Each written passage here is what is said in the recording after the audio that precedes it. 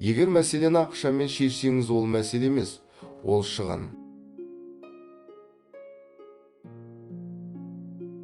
Құдай адамға көп тыңдасын деп екі құлақ, аз сөйлесін деп бір ауыз берді.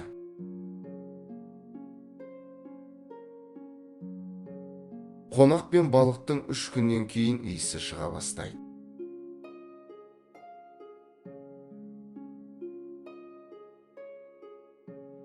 Тәтті болсаңыз сізді жеп қояды, аш болсаңыз түкіріп тастайды.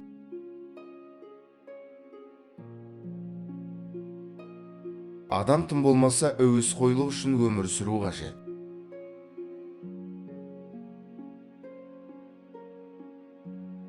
Білім көп жеріңізді алмайды.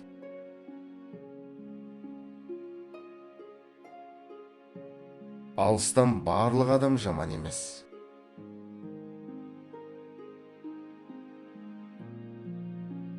Ата-аналар балаларын сөйлетіп үйретсе, балалары сөйлемеуге үйретеді.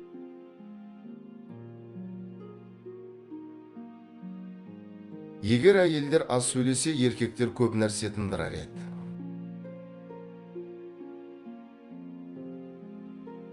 Әлем адамның көптігінен емес, жоқтығынан адам болып қалмауынан құриды.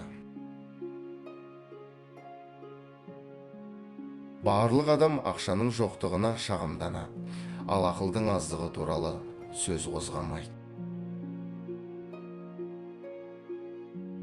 Қорыққаннан өлгенше күлкіден өлген артық.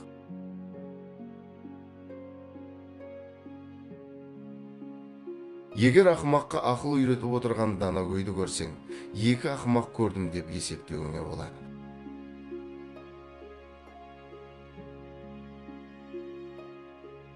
Байлығыңды тіріңде бөліп бер, өлгеніңді ешкім күтпейді.